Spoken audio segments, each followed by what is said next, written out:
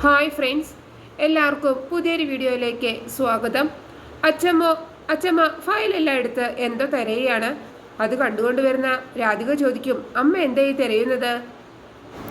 ശേഖരമേനോന്റെ പോളിസിയുടെ പേപ്പറല്ലേ? അതെ. അതെങ്ങനെ നിനക്ക് മനസ്സിലായി രാധികയെ? അയാളുടെ ഇൻഷുറൻസ് പേപ്പറെല്ലാം ഞാൻ ഇവിടെ വെച്ചിരുന്നു. അതിന്ന് ആ ഇൻഷുറൻസ് ഏജന്റിന്റെ കയ്യിൽ ഇരിക്കുന്നത് കണ്ടപ്പോഴേ ഞാൻ ഞെട്ടിപ്പോയി. ഇവിടെ വെച്ചിരുന്ന ആ ഡോക്യുമെന്റ്സ് എങ്ങനെ അയാളുടെ കയ്യിലെത്തി? ആരാണ് അത് അയാൾക്ക് എത്തിച്ചു കൊടുത്തത്? അപ്പോൾ രാധിക പറയും, അമ്മ എന്നോട് ക്ഷമിക്കണം.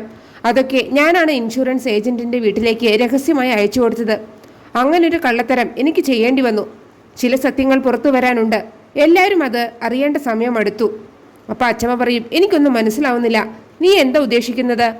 അപ്പോൾ രാധിക പറയും, എനിക്കിപ്പോൾ അത് പറയാൻ പറ്റില്ല. സമയമാകുമ്പോൾ എല്ലാവർക്കും ഒപ്പം അമ്മയ്ക്കും അതറിയാം. അപ്പോൾ അച്ഛമ്മ പറയും, ശേഖരൻ ജയിലിൽ നിന്ന് ഇറങ്ങാനുള്ള സമയമായി. എപ്പോൾ വേണമെങ്കിലും അയാൾ ജയിലിൽ നിന്ന് ഇറങ്ങി ഇങ്ങോട്ട് വരാം. അയാൾ വരുമ്പോൾ അയാൾക്ക് നേരിട്ട് കൊടുക്കാമെന്ന് കരുതിയാണ് ഞാൻ ഈ രേഖകൾ ഇവിടെ സൂക്ഷിച്ചു വെച്ചത്. അപ്പോൾ രാധിക പറയും, ശിക്ഷാ കാലാവധി കഴിഞ്ഞ് അദ്ദേഹം എപ്പോഴേ ജയിലിൽ നിന്ന് ഇറങ്ങിയമ്മേ? അത് കേൾക്കുമ്പോൾ അച്ഛമ്മ ചോദിക്കും, വിശാൽ ഇത് അറിഞ്ഞോ? ഇല്ല, ഞാൻ അവനോട് പറഞ്ഞിട്ടില്ല. അവനോടെന്നല്ല, വേറെ ആരോടും ഞാനിത് പറഞ്ഞിട്ടില്ല. അമ്മയോടാണ് ഇത് ഞാനിപ്പോൾ ആദ്യമായിട്ട് പറയുന്നത്. അപ്പോൾ അച്ഛമ്മ പറയും, ആരോടിത് പറയണ്ട. ശേഖരൻ ജയിലിൽ നിന്ന് ഇറങ്ങിയെന്ന് അറിഞ്ഞാൽ മുന്നും പിന്നും നോക്കാതെ വിശാൽ അയാളെ കൊല്ലാൻ ഇറങ്ങും. അത് ആപത്താണ്. ഇതൊക്കെ നീ എങ്ങനെ അറിഞ്ഞത്? അപ്പോൾ രാധിക അതിന് മറുപടി ഒന്നും പറയുന്നില്ല കേട്ടോ. ഇവരീ പറഞ്ഞതെല്ലാം ജാസ്മിൻ മറിഞ്ഞു നിന്ന് കേൾക്കുന്നുണ്ടായിരുന്നു.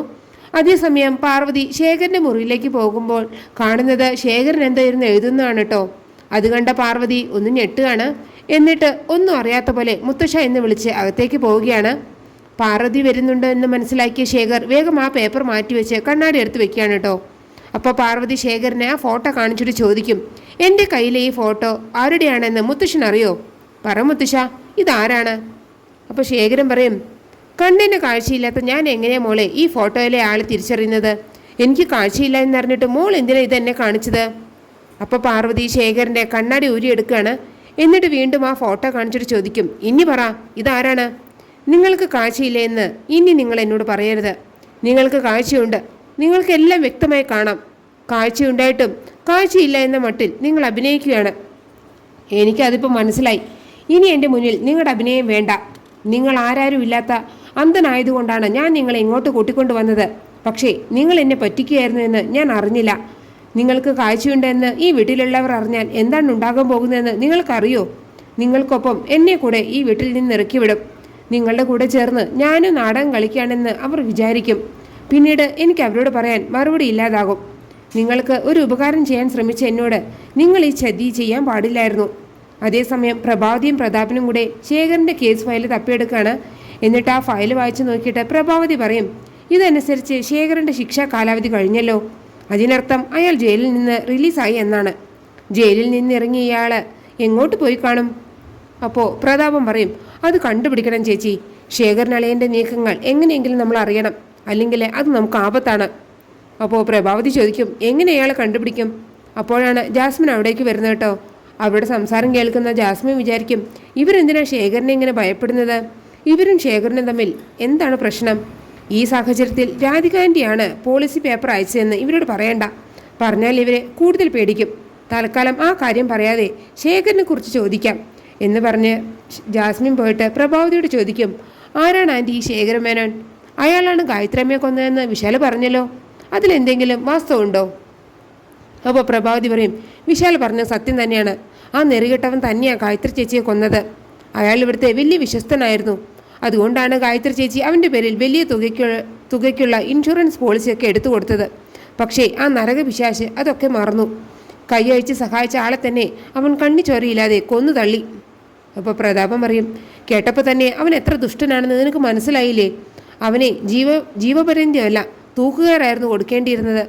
അപ്പോൾ ജാസ്മിൻ ചോദിക്കും, അയാളാണ് ഗായത്രിയമ്മയെ കൊന്നതെന്ന് ഉറപ്പാണോ? ഗായത്രിയമ്മയുടെ വിശ്വസ്തനായ ആള് ഗായത്രിയമ്മയെ കൊല്ലണമെങ്കിൽ അതിനൊരു കാരണം വേണ്ടേ? എന്തായിരുന്നു കൊലപാതകത്തിനുള്ള മോട്ടിവേഷൻ? ഇത് കേൾക്കുമ്പോൾ പ്രഭാവതി മനസ്സിൽ വിചാരിക്കും, ഇവളെന്തിനാ ശേഖരനെക്കുറിച്ചും ഗായത്രിയുടെ മരണത്തെക്കുറിച്ചൊക്കെ അന്വേഷിക്കുന്നത്?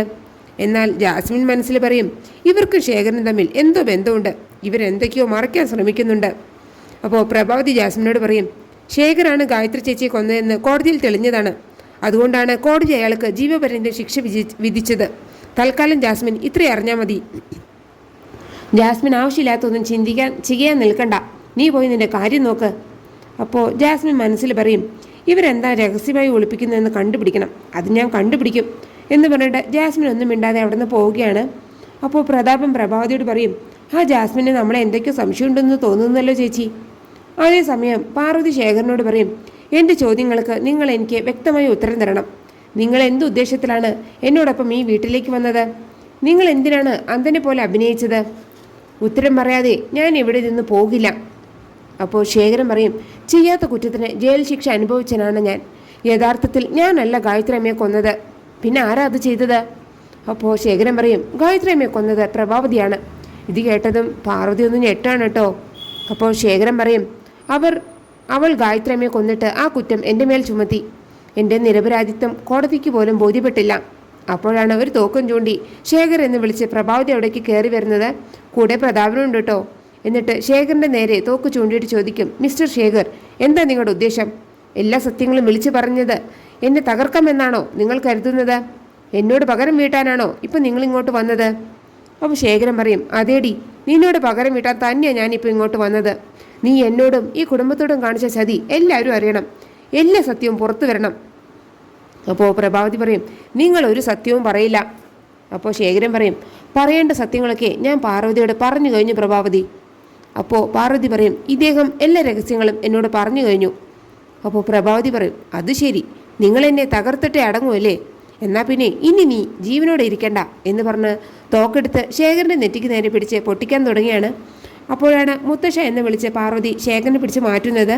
അങ്ങനെ ആ വെടി പാർവതിയുടെ നെറ്റിൽ കൊള്ളുകയും പാർവതി അവിടെ മരിച്ചു വീഴുകയാണ് കേട്ടോ. ഇത് ശേഖരൻ പാർവതിയോട് എല്ലാ സത്യങ്ങളും പറഞ്ഞാൽ ഉണ്ടാകാൻ പോകുന്ന അപകടത്തെക്കുറിച്ച് ചിന്തിച്ചതാണ്. അപ്പോൾ പാർവതി ശേഖരനോട് ചോദിക്കും, നിങ്ങളിപ്പോൾ എന്താ ഓർത്തു നിന്നത്? അപ്പോൾ ശേഖരൻ പറയും, ഞാനല്ല ഗായത്രിയമ്മയെ കൊന്നത്. അത് മോള് വിശ്വസിക്കണം.